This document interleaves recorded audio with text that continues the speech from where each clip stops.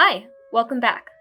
Today we're going to be continuing with our SketchUp tutorials, and we'll be taking a look at some of the other tools we can use to add more detail to our model. We're mostly going to focus on the toolbar to the right today. We'll be using the Components and Material tool, along with the Add Location function, which we'll start with. Adding a location can help bring some context to your model. It can give your viewer more information about what your model might look like in real life. To add a location, click the menu button at the top left corner. Here you'll see the main page where you can access your files and create new projects. As you scroll down the left side, you'll see a button that says Add Location. Once you click it, you will be able to type in the location you're looking for in the bar above the map.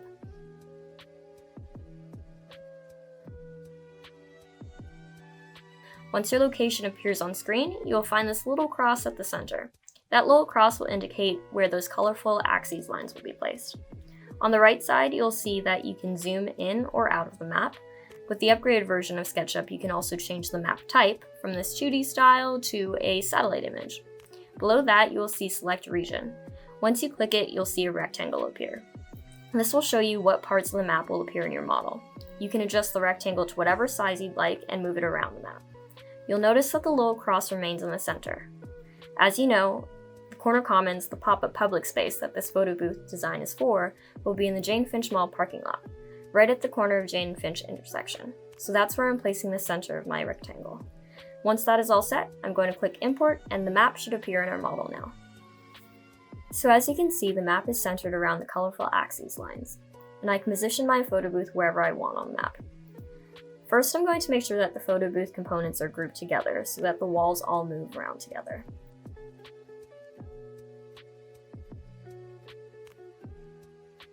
Then I'm going to select the photo booth and use the Move tool to position the photo booth where I want it.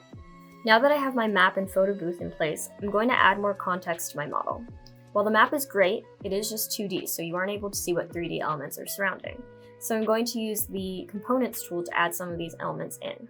Our photo booth will be at the corner of the Jane Finch Mall parking lot. Right by this corner, there are planters with trees and plants and a bus shelter. I'm just going to show a few of these surroundings in today's tutorial, but feel free to add in whatever you want and as much as you want. Through the Components tool, I'm going to search through the 3D warehouse for a tree. As you click through the pages, you'll notice that there are many different kinds of trees and many different ways of representing them.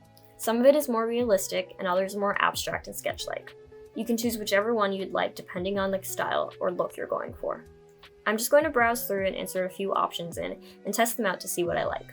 You'll also notice that these trees come in different sizes, so I'm just going to choose one that most closely resembles the ones that exist in real life.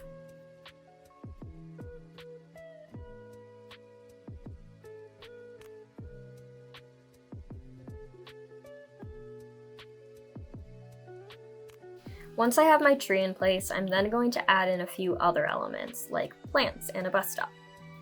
Once again, I'm just using the Components tool and searching the 3D warehouse for this. As I mentioned in our previous tutorials, anyone can upload to the 3D warehouse, so you'll notice that there are models that are very detailed and local. You can search specific neighborhoods or local landmarks, and chances are you might be able to find it. I'm actually going to search TTC through the 3D warehouse and see what I can find. Currently, if you look up Jane and Finch, you'll actually be able to find a model of the Palisades that a SketchUp user has made. It's a great tool to see what other people have made around the world. Another thing we're going to explore today is the Material tool. Our photo booth is going to be made of plywood, so I'm going to search through the materials to find a wood texture that'll best resemble the plywood we would use. Since our photo booth is grouped, when I click it to add the texture, it will actually cover the entire model in that material. However, if we wanted to change the colors of each wall, we can right-click on our model, then click Edit Group. From here, we can click on the component we want to edit, choose the material or color we want, and then click on the surface.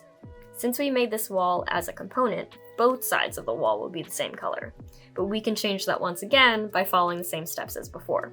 Right-click on the component and click Edit Group, which will separate the different parts of the component for editing. Now I can change each side of the wall and make it a different color. Now some of these walls are going to be the same color, so to make it easier and not have to sift through all the colors that are in the materials options, you can actually use an eyedropper tool to match that color. I'm just going to search eyedropper in the search bar and then click on the eyedropper tool, then click on the color that I want, and there you have it. Colors matched.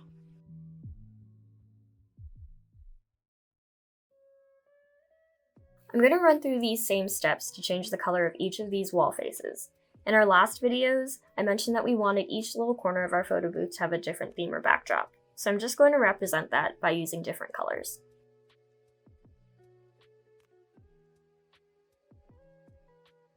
The last thing I'm going to show you today is how to combine pieces from the 3D warehouse to the model you built. A part of the design that the BYLD team came up with is putting a street sign at the top of the photo booth to help give it a bigger presence and attract people to it. So we're going to go into the 3D warehouse and find a street sign.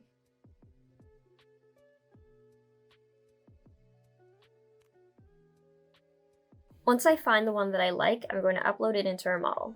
I'll use the Move tool and click the corner of the street sign and align it with the center of our photo booth. I'll use the little dots that appear to help guide me and snap the object into place. I'll also use the Rotate tool to get it into the right orientation. Once I'm happy with it, I will select both the sign and the photo booth, then right-click and select Make a Group. And there we have it. These are just a few of the other tools you can use to give your model more context and detail, but feel free to play around with all the other functions and see what you can create. Thanks for tuning in. We hope you enjoyed this tutorial and the tutorials from the past weeks. Once again, if you have any suggestions for other tutorials or videos, feel free to leave it in the comments. And if you've been following along and building your own models, we'd love to see them. Send them our way or tag us in a post. Hope everyone's doing well and staying safe. We'll see you in the next one.